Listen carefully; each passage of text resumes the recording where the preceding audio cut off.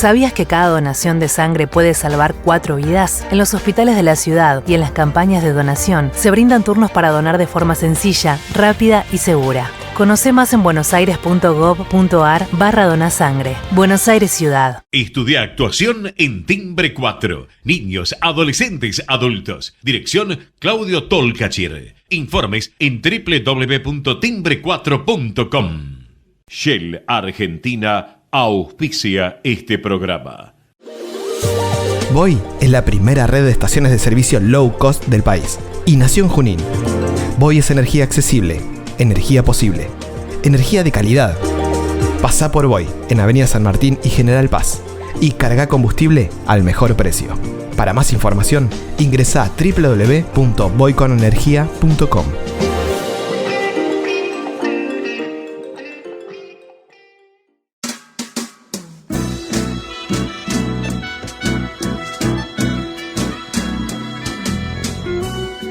Entrevistas con los protagonistas de la política, la cultura, el espectáculo, la música y el deporte.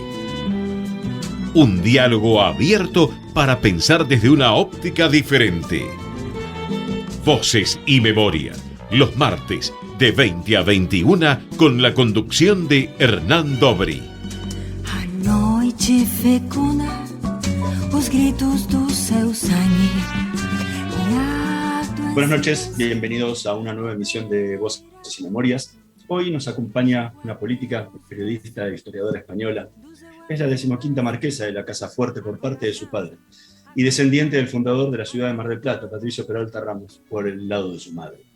Estudió en el Northern School, en la Argentina, y luego se recibió licenciada en Historia Moderna por la Universidad de Oxford, donde también obtuvo un doctorado. En 2000 comenzó su carrera política en el diario El Mundo, en Madrid. En paralelo formó parte del programa La Mañana de la cadena COPE. Y en 2006 fue nombrada jefa de gabinete del secretario general del Partido Popular, Ángeles Acévedos. Al año siguiente adquirió la nacionalidad española y en 2008 fue electa diputada del Partido Popular por Madrid y 3 años después revalidó su escaño. Es fundadora del movimiento Libres e Iguales en defensa de los valores constitucionales.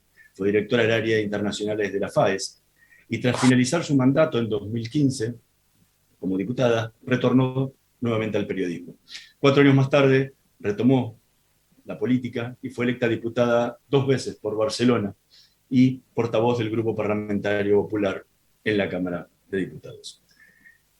Entre los premios que ha recibido fue el micrófono de plata de la Asociación de Profesionales Española de Informaciones de Prensa, el premio Sociedad Civil, y el Foro Económico Mundial la eligió como la joven líder global en 2008. Entre sus libros se encuentran Juan de Palafox, Obispo y Virrey, y el último y más reciente, Políticamente Indeseable. Hoy nos tomamos un café con Cayetana Álvarez de Toledo. Muchísimas gracias por estar hoy con nosotros. Muchas gracias por su invitación. Hace un tiempo estuvo en el programa Julio María Sanguinetti, y cuando le pregunté cómo se definía él, que había sido durante tantos años periodista y durante años político, 2 veces presidente del Uruguay, él me dijo, ante todo yo soy periodista. Extraño a la redacción, extraño ese olor a tinta, que nosotros casi no vivimos, pero ese olor a tinta y las máquinas de escribir de las redacciones. En tu caso, que estudiaste historia, trabajaste como periodista y sos política, ¿cómo que te sentís más cómoda y te definirías?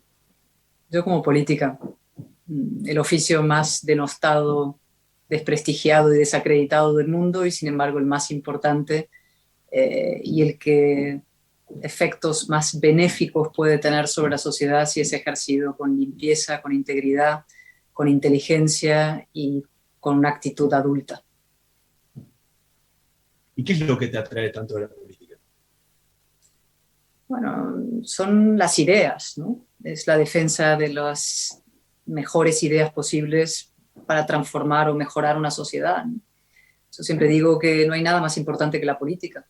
Y por eso pongo el énfasis en que es verdad que es un oficio muy desprestigiado y desacreditado hoy en día porque se ejerce de la peor manera posible.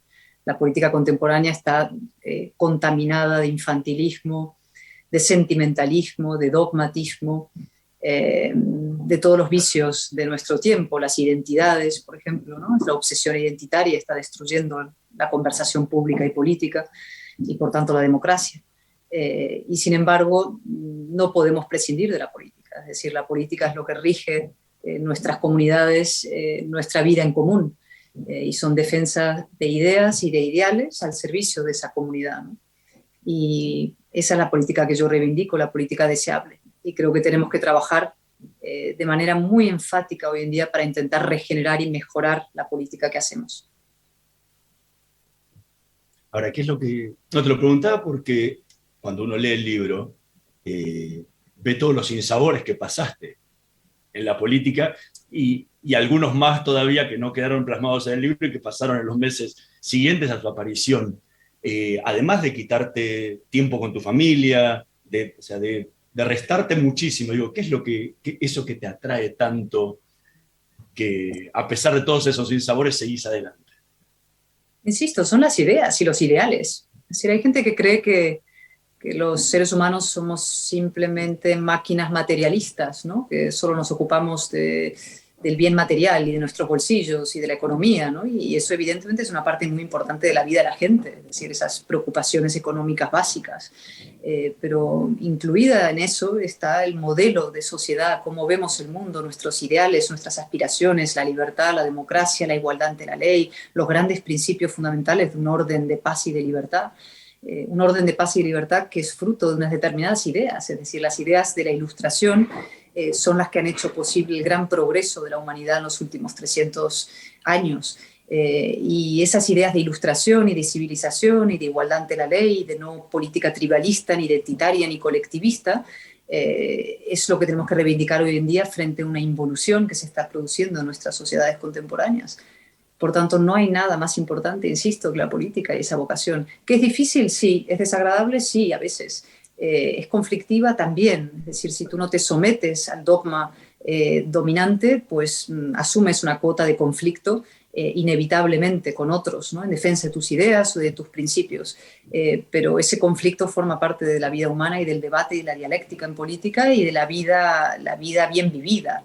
El resto es la vida al baño María, que digo yo, ¿no? La vida en el sofá y la vida del que se sienta en casa y critica lo mal que lo hacen todos los demás, ¿no? Con el mando de la televisión lo enciendes y lo apagas y dices qué mal lo hace todo el mundo, estos políticos que son de cuarta o esta gente que está ahí que no sabe de lo que habla, ¿no? Y nos sentamos como en la barrera, criticando lo mal que lo hace el otro, ¿no? Yo soy ese hombre en la arena, como decía Theodore Roosevelt en un maravilloso discurso en 1910, dijo el hombre en la arena, ¿no? El que se sacude el polvo, el fracaso, el que fracasa y una otra vez pero lo vuelve a intentar, ¿no? El que asume su responsabilidad en la comunidad política, en la comunidad cívica, ante sus conciudadanos e intenta mejorar y transformar las cosas.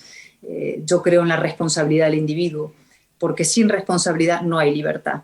Cuando tú no asumes tu responsabilidad ante tu comunidad política, en el fondo estás delegando también tu libertad. Es decir, yo no asumo mi responsabilidad, por tanto la libertad tampoco la tengo, ¿no? En cambio, si tú asumes tu responsabilidad, estás luchando también para defender tu voz en una comunidad política y tus ideas. Y esa, creo, es nuestra obligación como ciudadanos. Ahora, en el libro decís, no tengo ningún instinto de poder. E incluso se lo dijiste a Pablo Casado el día que te eligió para ser diputada por Barcelona o candidata a diputada por Barcelona, que no se hiciera problema, que no buscaba su puesto ni nada por el estilo. Ahora, ¿cómo se puede generar esos cambios sin tener y alcanzar ese poder? No, sí hay que tener poder, desde luego que hay que tener poder. Y desde luego uno de los problemas que tienen lo que llama el centro-derecha, las ideas más liberales o el espacio liberal conservador es que muchas veces llega al gobierno, pero pocas veces llega al poder, es decir, a la capacidad de transformación de una sociedad. Es una de mis batallas, que es la batalla cultural. Tenemos que dar la batalla cultural precisamente para llegar al poder, para obtener capacidad de transformación de una sociedad. Y muchas veces nos quedamos simplemente en los gobiernos, pero no tenemos el poder sigue en manos de esos movimientos identitarios o colectivistas o de las izquierdas comunistas, etcétera, ¿no? Que en cambio sí tienen un gran instinto de poder. En esa conversación yo hablaba más de un tema personal, es decir, yo es verdad que si tengo que elegir entre el poder y los principios, siempre antepongo los principios, ¿no? Entonces alguien me dirá, pues eso no es una receta muy eficaz para llegar y avanzar dentro de los vericuetos de los partidos, por ejemplo, pero bueno, yo soy así, es decir, tengo poco instinto de poder, pero una gran pasión política. Y eso es una limitación sobre mi capacidad, pues probablemente es una limitación, pero bueno, uno es como es. En 2015, cuando terminaste tu mandato, decidiste, enojada con el poder de Rajoy en ese momento, no revalidar tu escaño y dejar la política y volver al periodismo. ¿Qué vas a hacer cuando termines tu actual mandato? Pues no lo sé, porque como sabes tú, o no sé si saben todos los oyentes, pero en España tenemos un sistema que depende de las élites y de las cúpulas de los partidos, si alguien es diputado o no, ¿no? Tenemos eso que se llaman listas cerradas y bloqueadas. La cúpula del partido elige quiénes van en esa lista y muchas veces esa elección no se hace en base a el talento, mérito o capacidad de una persona, sino simplemente en base a la lealtad estricta o a veces la pura sumisión y obediencia a la cúpula del partido. Esto es un mal muy extendido, no pasa solamente en España, ni desde luego solo en mi partido. Por lo tanto, no es simplemente mi decisión continuar o no, ¿no? En Inglaterra yo podría decir, me voy a presentar sí o sí por tal constituency, conseguiré los votos y conseguiré un escaño. Aquí no es exactamente así, tendría que yo, en fin, presentarme por libre, por otras siglas o por algo, ¿no? Pero bueno, ¿cuál es mi aspiración? Te puedo decir más que lo que va a ocurrir. Mi aspiración es seguir en política, seguir dando la batalla. España está en un momento absolutamente decisivo y crucial, está en tela de juicio los grandes avances de los últimos 40 años a partir de su sistema constitucional, de la transición que hicimos de la dictadura a un sistema de libertades, y por tanto es crucial que estemos, los que tenemos gran vocación política y una visión limpia de la política, estemos luchando en la política. Yo siempre digo, ¿no?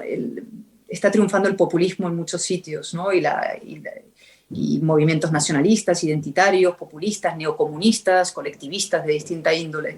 Y el populismo esencialmente no es una forma de hacer política, sino que es el fracaso de la política, es la antipolítica del populismo. El populismo busca que la política fracase.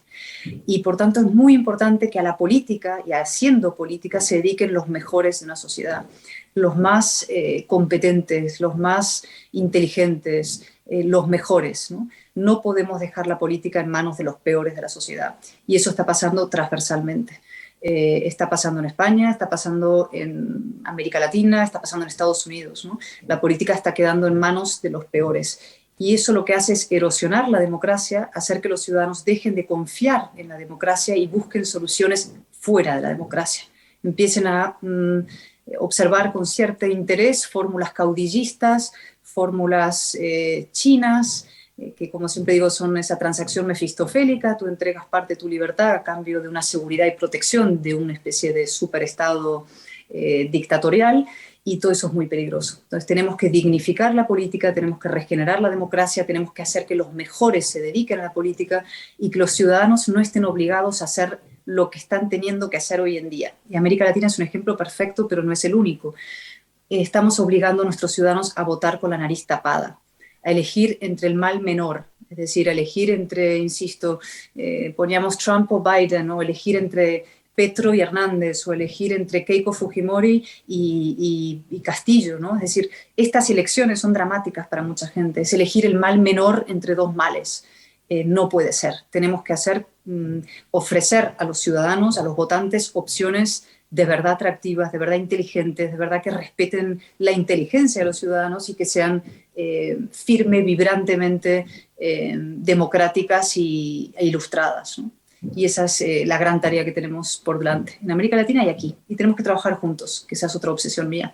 Intentar que españoles e iberoamericanos en su conjunto trabajemos para fortalecer estas opciones, estas fórmulas racionales en la política, ¿no? No caer ni en el autoritarismo de la izquierda ni en la antipolítica de la derecha. Evitar ese péndulo completamente diabólico, ¿no? Fortalecer el espacio de la razón con los mejores políticos posibles. Estamos conversando con Cayetana Álvarez de Toledo. Vamos a escuchar el primer tema que eligió para esta noche de Voces y Memorias, Adiós Tristeza, en la versión de Macanita.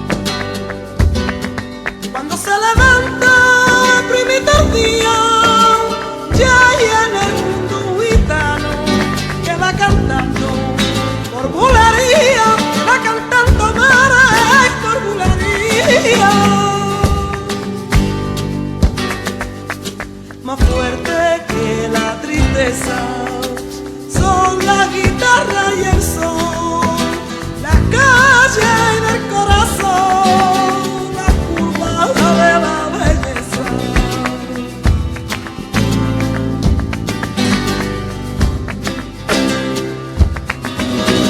Más fuerte que la tristeza, solo el año en flor, los sueños que dan licor, los polvos que da la tierra. Cuando estás cerca de mí, no me queda decir, vaya usted y con Dios tristeza.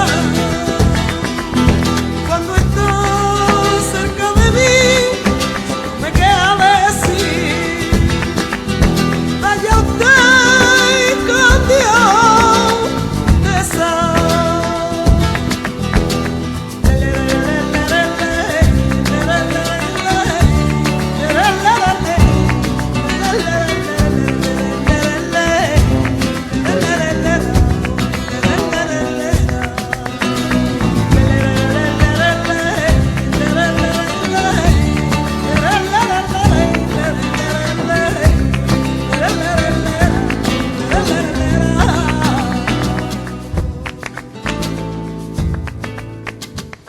Escuchábamos a Macanita interpretando Adiós Tristeza, tema que eligió Cayetana Álvarez de Toledo para esta noche de Voces y Memorias. ¿Por qué esta canción? Es una maravilla de canción. Macanita es una flamenca extraordinaria, es probablemente la que mejor representa a la gran generación de flamencos que hubo, que ya no existe, pero ella es como la que queda de esas voces desgarradas y extraordinarias. Y esta canción es especialmente bonita, su letra, ¿no? Es Adiós Tristeza. Habla de la, en fin, esa parte positiva y optimista que yo también tengo esperanzada.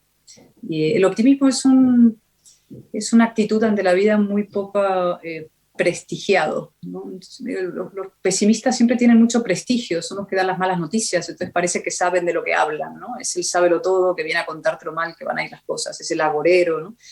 Y yo creo que el pesimismo es uno de los grandes aliados de los populistas.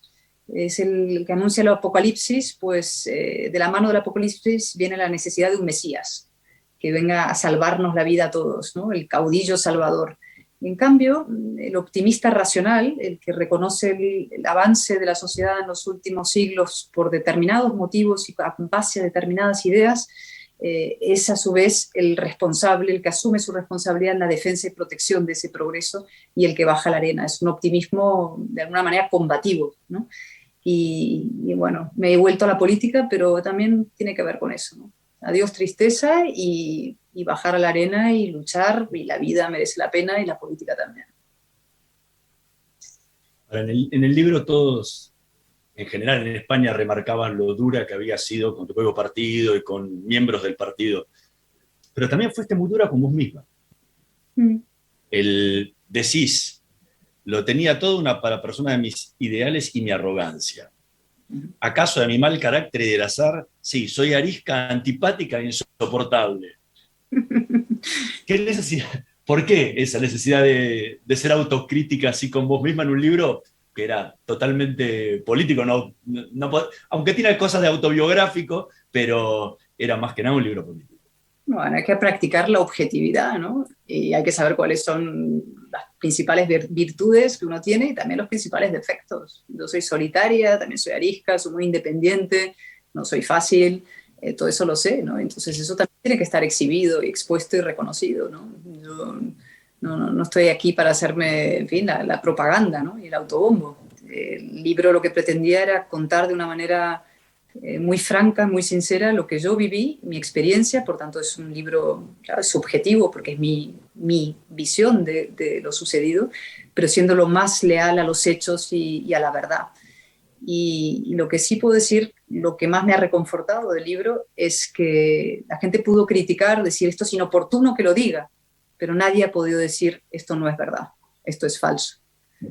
Tú puedes decir, no se puede decir lo que uno opina de un compañero de partido, ¿no?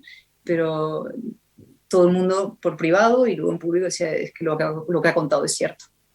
Y de hecho, para mi sosiego, y es reconfortante decirlo, los hechos vinieron muy rápidamente a dar la razón al libro y a lo que ese libro contaba.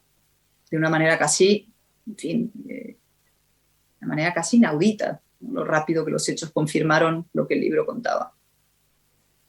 Lo cual causaba cierto impacto. A mis propios editores estaban como alucinando. Decía, como es impresionante esto que cuentas en el libro, está sucediendo ahora a la luz del día en la política, ¿no? Estaba pasando lo que el libro estaba anticipando o contando, ¿no? Y eso produjo, para el oyente que no lo conozca, bueno, una convulsión muy grande dentro de mi partido que acabó con la destitución del presidente del partido, del secretario general, y la elección de una nueva dirección. Una dirección a la que también criticabas en el libro, porque a Feijóo también le diste un poco para que tuviera durante el libro, o sea, nadie podía decir que era partidario de una parte sola, ¿no? No, es que tú le das o no le das, o a veces me dicen, no, Cayetana es provocadora, digo, no, la realidad me provoca a mí, yo no provoco, ¿no? No, yo intento ser muy sincera y practicar la objetividad y además reconocer que no todos somos iguales ni debemos serlo en un partido político ni opinar de la misma manera. Esto es una cosa para mí muy importante, es decir, yo puedo tener sustanciales diferencias ideológicas o de estrategia con compañeros de partido y sin embargo tener objetivos comunes, un proyecto común y por tanto debatir con sinceridad, franqueza y libertad y afecto y cercanía y hermandad, digamos, fraternidad, esas diferencias y sin embargo pertenecer a un proyecto común. Yo creo que falta libertad dentro de los partidos y faltan cauces para la discusión democrática y la aceptación de los perfiles diferentes dentro de una organización común. Lo que pasa es que las cúpulas se blindan, intentan controlar las estructuras del partido y que sean todos iguales y todos leales. Y eso lo único que hace es que prosperen los mediocres, porque prosperan simplemente los que están más dispuestos a ser súper sumisos y súper obedientes y opinar exactamente igual que el jefe, ¿no? O los que esperan que por la mañana les llegue el argumentario dictado por el partido para repetirlo a lo largo, como un lorito, a lo largo del día o a la tarde en distintos medios de comunicación o en distintos foros, ¿no? Yo valoro por encima de casi cualquier cosa el pensamiento individual, el pensamiento crítico, ¿no? La libertad de opinar y eso creo que es perfectamente compatible con la disciplina y con la pertenencia a una organización más grande para perseguir juntos el bien común. Disciplina y deliberación, disciplina y democracia son compatibles en política y en los partidos. Ahora, ¿cómo haces para ejercer toda esa libertad con la que trabajás, con la que hablas, en un sistema tan encorsetado como es el sistema político español, donde si querés votar en disidencia con tu partido, te penalizan, si donde se elige a dedo el candidato, donde no tenés ningún tipo, o sea, ejercés toda tu libertad en un lugar donde no tenés ningún tipo de libertades, donde tenés que manejarte en una estructura. ¿Cómo haces para manejarte en ese sistema? Bueno, con dificultad, como los hechos demuestran, ¿no? Yo lo cuento en el libro cuenta eso, en el fondo. Yo intenté ejercer con absoluta lealtad y también con libertad y con intentar hacer compatibles ambas cosas, pero eso no es fácil, lógicamente. Eso es siempre un tiro y afloja, ¿no? Lo que yo creo es, yo creo que los partidos no son asambleas, que cada uno tiene que opinar lo que le da la gana, votar lo que le dé la gana, etc., ¿no? En Inglaterra tenemos un sistema más así, mucho más libertad, siempre habiendo estructuras, ¿no? En España se crearon partidos muy fuertes en la transición para dar estabilidad al sistema político que venía de la dictadura y para crear partidos fuertes y estables a nivel nacional. Y eso tenía sentido. El problema es que a lo largo de la práctica política de los últimos 30, 40 años se ha ido descompensando, desequilibrando eso y cada vez más fuerza las cúpulas y menos fuerza y menos protagonismo, visibilidad, voz, perfil, el diputado individual, ¿no? O el miembro individual del partido. Y eso, en mi opinión, va erosionando y destruyendo no solo la figura del diputado, que pasa a ser irrelevante y perfectamente sustituible uno por otro, sino el propio ejercicio de la democracia, ¿no? Entonces los partidos a veces se encastillan en caminos que no vayan a ninguna parte porque no hay deliberación interna, no hay oxígeno, no hay debate, ¿no? Entonces se trata de reequilibrar el sistema. Entonces cuando tú ejerces la libertad dentro, cuando la ejerces racionalmente, cuando explicas tus posiciones, pues creo que contribuyes, ese es mi objetivo, a que se vaya reequilibrando el sistema dentro de los partidos y que la gente se atreva a hablar y que no tenga miedo, los diputados no tengan miedo a expresar su opinión, que expresar tu opinión sobre un determinado punto que se va a votar, una determinada ley, un determinado asunto que es sensible dentro de un partido es perfectamente compatible con querer el bien del proyecto de ese partido y con ser leal y ser disciplinado, ¿no? El problema ahora es que no existen prácticamente cauces para la discusión interna. Los diputados se enteran de lo que van a votar cuando están sentados votando en la tribuna. No hay debates previos, no hay deliberación, no se nos consulta sobre nada. Y eso me parece que destruye la figura del diputado. Es no solo una indignidad y una humillación para el diputado, sino que nos convierte, insisto, en perfectamente irrelevantes, irresponsables, literalmente sin responsabilidad. Y hay que devolvernos la responsabilidad sobre nuestros actos y nuestros votos, para que la gente confíe en nosotros también, ¿no?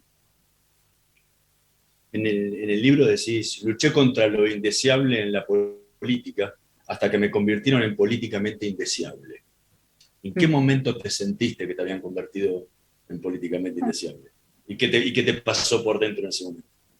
Bueno, como cuento en el libro, fue una cancelación a cámara lenta, ¿no? Es la cámara lenta lo importante. No fue de la noche a la mañana, ¿no? No es que un día me llamaron, te destituimos, ¿no? Un proceso lento y bastante desagradable. Es decir, yo lo pasé muy mal, y lo cuento en el libro, lo mal que lo pasé. O sea, uno está preparado para las batallas contra el adversario político, y aquí pueden ser en España, y creo que en todos sitios, pero muy crudas. España es un país que aprendió pronto la polarización, ¿no? Somos un país que tendemos al caínismo, y entonces pueden ser muy, muy intensas las batallas, sobre todo porque se hablan de cuestiones muy esenciales, ¿no? La estructura del Estado, la cuestión de la identidad o no, el propio funcionamiento del Parlamento, la democracia, es decir, son cosas muy vertebrales. Para lo que no estaba acostumbrada o no estaba preparada, y era para la batalla interna, ¿no? Que de pronto desde el interior del partido se intentara hacer una campaña, digamos, de control, sometimiento y cancelación. Y eso es un poco lo que cuenta el libro, y la parte más difícil, ¿no? ¿Pero qué sentiste ese día en el que Pablo Casado te dijo? Eso fue el final. Tuyo? Sí, pues yo lo veía venir hace tiempo, porque fueron una sucesión de acontecimientos, como digo, fue a cámara lenta. Y cuento en el libro, fue una conversación muy larga, muy intensa, y una parte muy emocionante, en el buen sentido y luego en el mal sentido, una parte triste, es decir, fue el final, digamos, de un tira-afloja muy duro. Yo ya sabía que había una maniobra y una operación para destituirme desde hace tiempo por parte de unos sectores, y en el fondo asumida por él. Y luego la segunda parte de la conversación, una vez que ya se había producido la destitución, que fue curiosa porque tampoco me lo dijo directamente, y al final te lo voy a tener que decir yo a mí misma, me estás destituyendo, ¿no? Una parte más emocionante en la que yo le hablé, como digo, ni siquiera como una compañera de partido, una amiga, sino casi como una hermana, dándole algunos consejos que yo creía que eran importantes, ¿no? Decirle que tenía que ir al encuentro de los españoles, tenía que liderar a los españoles con un gran proyecto político, olvidarse de estas batallas absurdas de sometimiento del partido, de control del partido, que le iban a hacer daño a él. Y eso fue lo que efectivamente ocurrió al final, ¿no? Y yo lo sentí muchísimo, y lo dije en una rueda de prensa que di posterior a mi destitución, cuando se produjo, que para mí era una mala noticia, no solo en lo personal, para el partido también lo creía, y que lamentaba profundamente esa decisión. Yo quería seguir siendo portavoz parlamentaria, quería dar la batalla cultural contra la izquierda y los nacionalismos, consideraba que había una gran tarea por delante, ¿no? O sea que siempre es una decepción. Tú sí tienes un sentimiento, digamos, de fracaso y decepción, ¿no? Pero te tienes que sacudir el polvo y tienes que levantarte y tienes que continuar, porque la causa lo merece, ¿no? Estamos conversando con Cayetana Álvarez de Toledo. Vamos a hacer una pequeña pausa. En un minutito más regresamos con más Voces y Memorias. No se vayan. Vamos la radio, somos tu voz. Vamos con eco, siempre la verdad y la mejor información. Estamos llenos de historias verticales. Gira tu celular. En Catamarca tenés algo distinto para contar. Girá, girá, no te pierdas de nada. Vení a contar una historia distinta.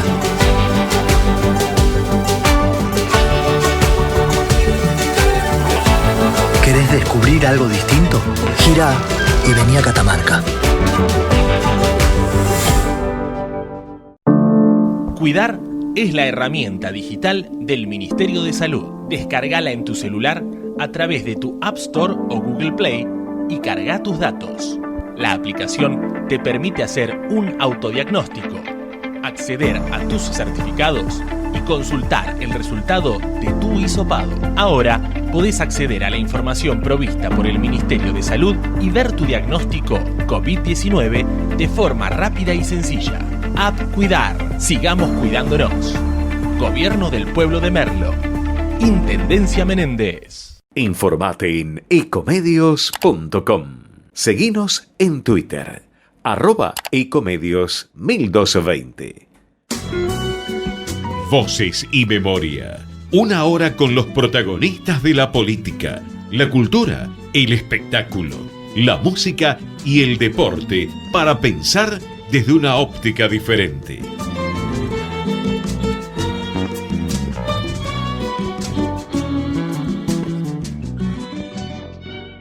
Seguimos en Voces y Memorias conversando con Cayetana Álvarez de Toledo.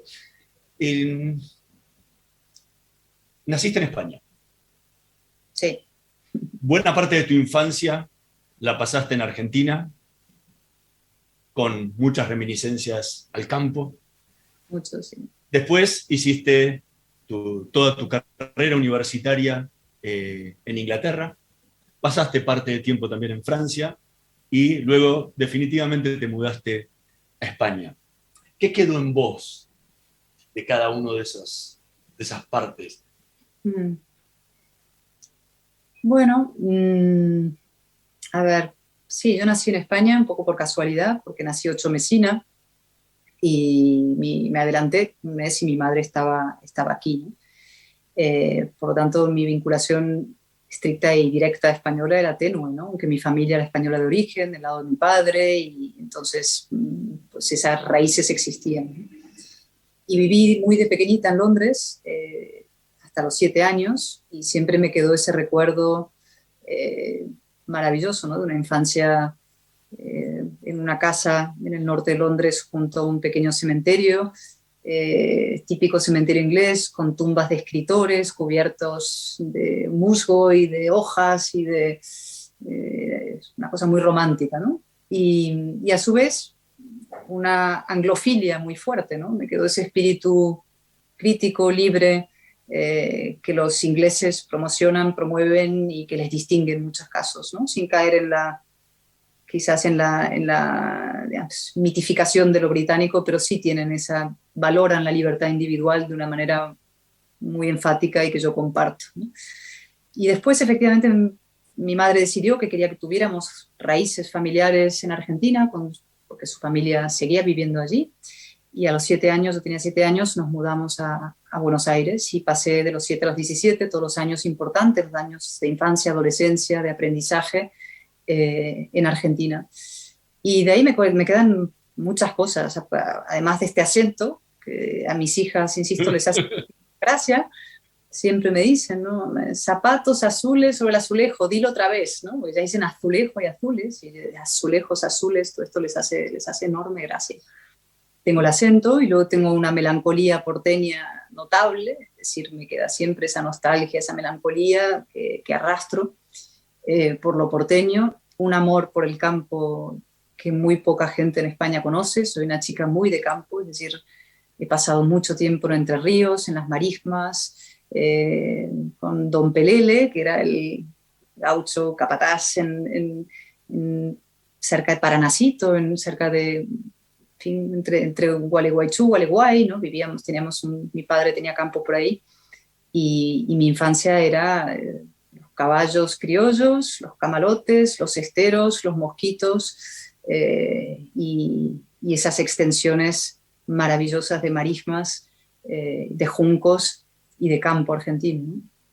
Y también del lado de mi madre, pues la parte familiar, ¿no? Una mezcla de Buenos Aires y a su vez también de estancia y de campo, ¿no? Y mi abuela era una mujer formidable, murió con 102 años, hace muy poquito, hace un año y pico, típica gran matriarca argentina, maravillosa, que nos reunía a todos los nietos en su casa, en una estancia cerca de Bahía Blanca, no lejos del mar, y pues esos son también recuerdos imborrables de infancia.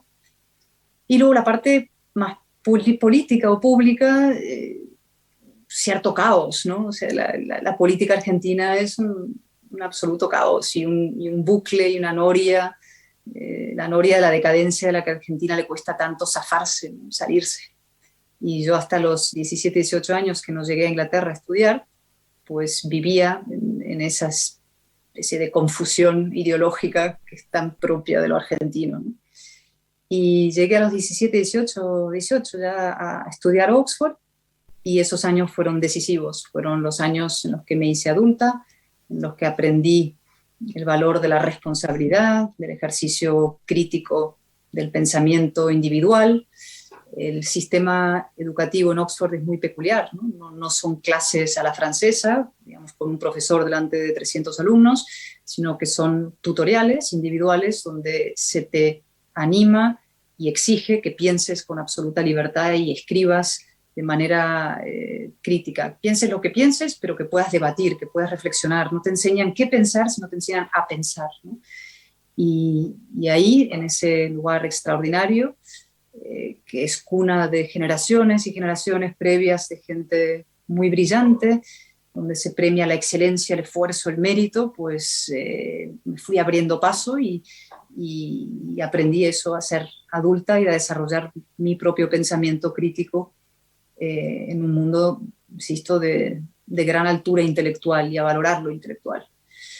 Y luego ya volví a España, poco por casualidad, no tanto ya, porque empecé a hacer un doctorado en Historia Española, gracias a conocer a un grandísimo maestro que murió hace 3 meses, Don H. Eliot, que era uno de los grandes hispanistas del siglo XX, XXI, un hombre formidable que rescató la historia española del maniqueísmo, que puso a España dentro del lugar que le correspondía en la historia, no como un país ni negra, leyenda negra, ni perfectamente glorificado, ¿no?, como se hacía en el franquismo, sino como una nación con los problemas y complicaciones propias de las grandes, en fin, países del mundo, ¿no?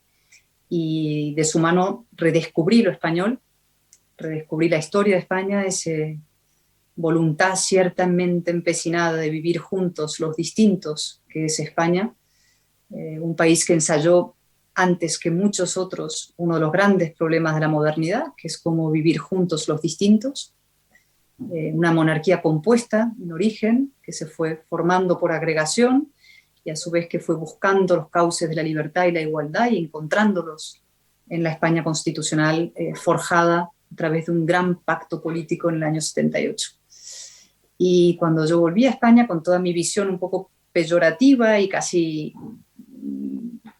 pueril de lo español, marcada por lo argentino, la excolonia, digamos, o por lo británico, ¿no?, la condescendencia anglosajona sobre lo ibérico, yo llegaba con esa visión folclórica, un poco atávica de lo español, ¿no?, la España de Carmen y del sexo y la fiesta y la noche, y a su vez un poco atrabiliaria, reñida con la modernidad, y descubrí este país increíble, joven democracia, que estaba luchando por defender su sistema institucional y constitucional y de libertades frente al mayor enemigo que tiene la democracia, que son los nacionalismos identitarios, ¿no?, que causaron masacres, el Holocausto y otras masacres en el siglo XX.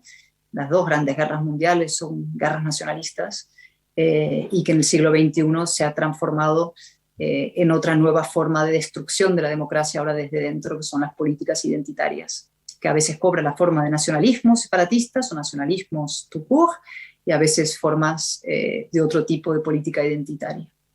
Y este es el recorrido general que te puedo contar. Y de toda esa mezcla ahora, de identidades y experiencias, pues eso soy yo, digamos. Ahora, no nombraste a Francia, y en el libro decís que Francia sí fue un punto de referencia, incluso de fuga. Sí, pero nunca fue mi hogar, y lo digo también. Mi padre era francés de origen español, mi abuela francesa. Mi padre fue un gran francés, además, un joven que, como muchos otros, vivió el exilio cuando llegaron los nazis a Alemania, ocuparon Francia, el norte, ocuparon París. Él se fue primero al exilio al sur con su madre, luego tuvo que partir cruzó España, llegó a Lisboa en un barco grande, partió hacia Nueva York sin dinero, pero con amigos allí que les acogieron, ¿no? Figuras de gran referencia intelectual, los Guggenheim, Max Ernst, gente que era del mundo de la literatura, de la música, de la pintura, del surrealismo, gente inteligente y sensible, ¿no? Y exiliados, muchos de ellos. Y mi abuela, que era una gran violinista de una familia, pequeña burguesía, clase media de Marsella, y mi abuelo, que era un aristócrata arruinado de origen napolitano español, y mi padre, que era un niño de 14 años, pues acabaron exiliados. Y papá a los 18, cuando los cumplió, se alistó en el ejército francés y, unido a un contingente muy grande de americanos, partió en un enorme barco llamado el General Gordon, que luego fue hundido por los alemanes, partió desde Estados Unidos hacia Europa para hacer la guerra. Y él tuvo la suerte de que lo destinaron a Casablanca, y como era listo y lo tenían entrenando para piloto, pasó tiempo muerto en Marruecos, en Casablanca, y le pilló ahí el fin de la guerra, ¿no? Pero tantos otros de su generación pues murieron, ¿no? Millones murieron en esa guerra, que era una guerra por la libertad y contra el totalitarismo. Y por tanto, mi vinculación con Francia no es tanto personal y directa, porque he vivido poco ahí, pero sí a través de mi padre y sí a través de 2 o 3 valores que la Francia ilustrada, la Francia republicana representa, ¿no? La libertad, la igualdad, la fraternidad, la ilustración, esas ideas extraordinarias que en un momento dado cuajan en Francia y que luego ayudan, no son las únicas, pero a establecer constituciones de libertad y de igualdad en muchos otros países del mundo. Estamos conversando con Cayetana Álvarez de Toledo. Vamos a escuchar el segundo tema que eligió para esta noche de Voces y Memorias, Chau, no va más, en la versión de Virgilio Espósito.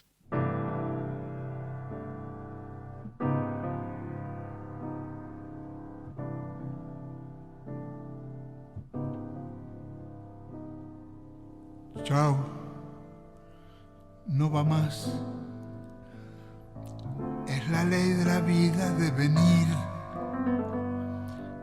Chao, no va más. Ya gastamos las balas y el fusil.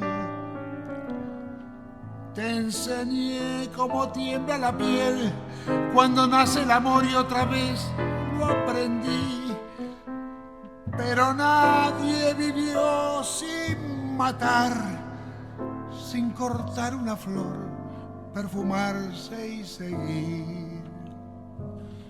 Vivir es cambiar. Daré paso al progreso que es fatal. Chao, no va más. Simplemente la vida seguirá.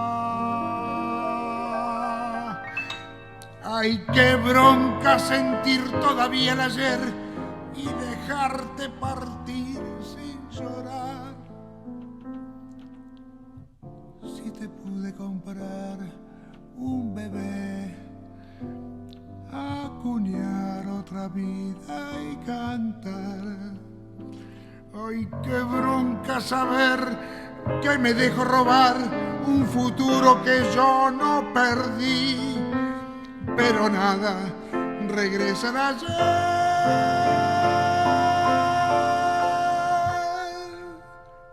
Tener que seguir. Tómalo con calma. Esto es dialéctica pura. Te volverá a pasar tantas veces en la vida. Yo decía, ¿te acordás? Empezar a pintar todos los días sobre el paisaje muerto del pasado y lograr cada vez que necesite nueva música, nueva en nuevo piano. Vos ya podés elegir el piano, crear la música de una nueva vida y vivirla intensamente hasta equivocarte otra vez. Y luego volver a empezar y volver a equivocarte, pero siempre vivir, vivir intensamente. Porque ¿sabés qué es vivir? Vivir. Escuchábamos Chau, no va más, en la voz de Virgilio Espósito. tema que eligió Cayetana Álvarez de Toledo para esta noche de Voces y Memorias. ¿Por qué este tema? Bueno, primero la voz argentina, ¿no? Esa es mi parte de nostalgia y melancolía porteña, y luego la propia letra maravillosa cantada por Virgilio Expósito, ¿no? Y vivir es cambiar, ¿no? Y es verdad, la vida, uno cuando eres muy jovencito, pues haces planes, pero la vida te va obligando a cambiarlos a lo largo del camino. Y esto lo vinculo con una frase que adoro y que tengo en el frontispicio de unas redes sociales, de Twitter, ¿no? Que es la vie est ondoyante, que es una frase de Montaigne, que un gran escritor catalán llamado Josep Pla repetía mucho, y que está muy bien dicha, ¿no? La vida es ondulante, es decir, la vida baja, sube, ¿no? Y eso también tiene que ver con el cambio y la adaptación, y con el progresivo proceso de conocimiento, de conocerse a uno mismo, ¿no? Y esto, mira, lo relaciono también con mi profundo rechazo y aversión a las identidades, al concepto de identidad, que Tony Judd decía que era una palabra peligrosa, y es verdad, ¿no? Se pretendió masivamente en el siglo XX, y se pretende todavía ahora colectivizarnos, es decir, incrustarnos a las personas en bloques identitarios, sea llamado mujer, homosexual, o judío en su día, o negro, o hombre, o pueblo originario, no originario, ¿no? Es decir, en bloques identitarios monolíticos, cerrados, graníticos, como si nuestros sentimientos, opiniones, percepciones, preferencias o votos estuviera condicionado por esa seña de identidad, ¿no? Y eso es falso, ¿no? O sea, las personas somos mezclas identitarias, somos un componente de muchas cosas, incluso variamos nuestra percepción sobre muchas de ellas a lo largo de la vida, ¿no? A mí no me determina el hecho de ser mujer como tal, ni desde luego formo parte de un colectivo llamado mujer en el que estarían, por utilizar ejemplos argentinos, no sé, Cristina Kirchner, ¿no? No formo parte de un colectivo identitario que opina lo mismo, siente lo mismo que Cristina Kirchner, y estar completamente forzado a sentir de una determinada por el hecho de ser mujer, y por tanto enfrentado a otro colectivo, hombre en este caso, pues es una de las mayores perversiones del discurso público contemporáneo. Y está destruyendo el demos, que es la base de la democracia, que es precisamente el concepto de ciudadanía. El hecho de ser ciudadanos es el gran invento de la humanidad, diré. Es que no se nos juzga por nuestros rasgos identitarios, sino por nuestras conductas y nuestros hechos. Eso es el mayor triunfo en la evolución de la humanidad. Venimos de tribus idénticas a nosotros, pero el viaje de la civilización es un viaje de encuentro de otras tribus y de otros hombres que son distintos a nosotros. Y ese proceso del encuentro y de la comunicación con los que son diferentes a nosotros cuaja en un momento dado en la idea de ciudadanía. Formamos estados basados en que somos ciudadanos iguales ante la ley, y que no nos va a determinar ni el sexo, ni el origen, la clase social, la religión. Nada de eso puede determinar el valor de una persona, sino simplemente sus conductas y sus hechos. Y eso tenemos que preservarlo. Si te digo The Little Red Devil, ¿a qué te remite? A mi abuela francesa, violinista, mujer de vanguardias, mujer moderna, mujer corajuda, valiente como pocos, que vivió la penuria, la pobreza, la guerra, el exilio, y cuyo talento extraordinario musical sacó adelante a la familia, y desde el exilio pues conoció y tuvo una gran amistad con una de las grandes figuras de la música, que fue Leonard Bernstein, con quien coincidió. Ella tenía 50 años y él 25 en el New York Symphony Orchestra, y con el que mantuvo una amistad toda su vida, ¿no? Y yo tocaba esa pieza, que era una pequeña... Yo tocaba el violín chiquitita, tocaba muy mal, horriblemente mal, pero a ella le sonaba gloria, porque ella era una gran violinista y era mi abuela. Entonces lo que yo tocara le parecería, supongo que fabuloso, cuando era una catástrofe. Pero una de las piezas que yo tocaba con ella era esta. Y ese es el recuerdo, uno de los recuerdos que tengo, pocos, porque murió cuando yo era pequeña, pero que tengo de ella. Yvonne, Mami Yvonne la llamábamos. Cuando nombrás a tu biografiado, a Juan de Palafox, decís que era un idealista, un justiciero y un fracasado. Mm. ¿Qué es Cayetana Álvarez de Toledo? Una mujer libre, esencialmente. Y haces referencia en partes en el libro a tu paso por el periodismo, pero hay una frase que me llamó la atención, que es cuando narras tu regreso, ¿sí? Después de 10 años de haber estado fuera de las redacciones, decís que ya no eras la misma y que el periodismo tampoco, que el periodismo había cambiado y en cierta forma no te sentías cómoda con ese periodismo. ¿Podrías volver hoy, después de ya varios años más, porque no sabemos cuándo será ese momento de la vuelta, al periodismo actual, que desde esos años también ha cambiado muchísimo? El periodismo y la política han ido de la mano en su proceso de degradación profunda, ¿no? Y probablemente por los mismos motivos. Es decir, periodismo y política son hermanos, ¿no? Van juntos. Y entonces la infantilización, la twitterización, la puerilidad, el sentimentalismo, la mentira, la posverdad, todos estos males que aquejan la política aquejan al periodismo exactamente de la misma manera. La proletarización de la política también es la del periodismo, ¿no? Hoy en día son cada vez más jóvenes, menos formados los que están ocupándose de la política porque están peor pagados, ¿no?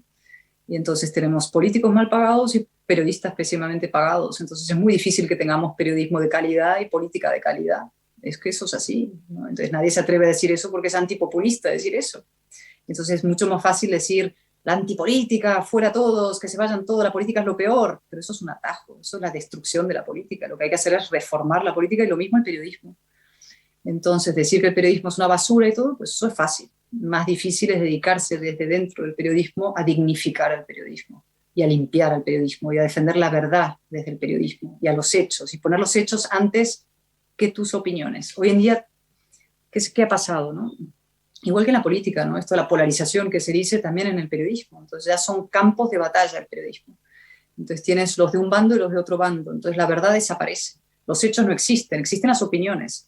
Antes tú tenías informaciones donde estaba la información, los hechos, esto es lo que ha ocurrido, y tenías columnas de opinión donde cada uno opinaba.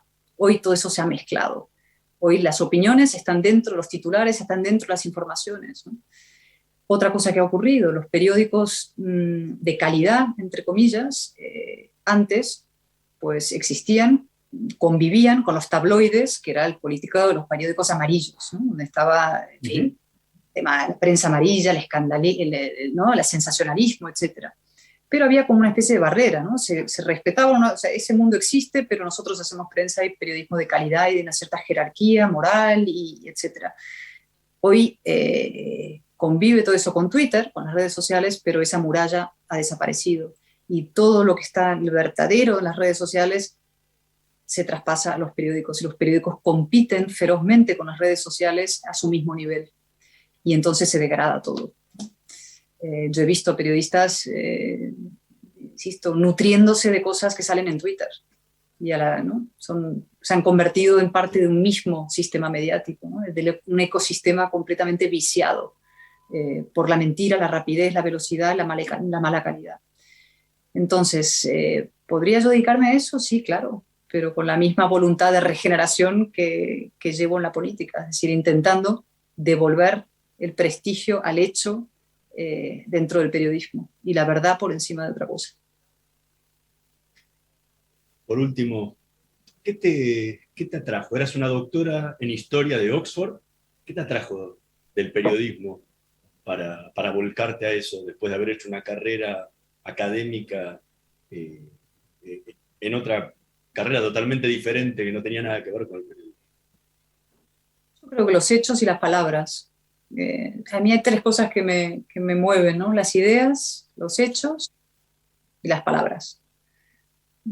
Por palabras digo la escritura, ¿no? La belleza y la verdad, por resumir. Como portavoz parlamentaria, como diputada, como política en general, siempre he intentado aunar la belleza y la verdad. Que mis discursos estuvieran cuidados, pulidos, ¿no? Siempre he escrito yo todo, nunca he delegado a nadie la escritura porque necesito que sea mi voz y necesito que cada palabra pese y signifique algo, ¿no? Y buscar la belleza, defender la verdad con la belleza, ¿no? Y en el periodismo algo de eso hay también, lógicamente, muy parecido. Es decir, es buscar los hechos, buscar la verdad e intentar hacerlo de una forma bella, ¿no? Bellamente contado, bellamente escrito, bellamente explicado, estructurado, ¿no? Y eso me atrajo del periodismo, y luego la parte vibrante del periodismo, que es la parte, claro, política en el fondo, ¿no? Que era lo que a mí me movía, ¿no? Pasé de la historia al periodismo y luego di el salto definitivo a que sigue siendo mi principal vocación, ¿no? Que es la política. Eso siempre estará ahí. Cayetana Álvarez Toledo, muchísimas gracias por habernos acompañado esta noche en Voces y Memorias. Fue realmente un grato placer haber conversado contigo. Muchas gracias, el placer ha sido mío, de verdad. Nosotros nos vamos a reencontrar la próxima semana. En la operación técnica, Javier Martínez y Gerardo Subirana. Nos vemos la próxima semana. ¿Sabías que cada donación de sangre puede salvar 4 vidas? En los hospitales de la ciudad y en las campañas de donación se brindan turnos para donar de forma sencilla, rápida y segura. Conoce más en buenosaires.gov.ar/donasangre. Buenos Aires Ciudad. Estudia actuación en Timbre 4. Niños, adolescentes, adultos. Dirección Claudio Tolcachir. Informes en www.timbre4.com. Shell Argentina auspició este programa. Voy es la primera red de estaciones de servicio low cost del país y nació en Junín. Voy es energía accesible, energía posible, energía de calidad. Pasá por Voy en Avenida San Martín y General Paz y carga combustible al mejor precio. Para más información, ingresa a www.voyconenergia.com.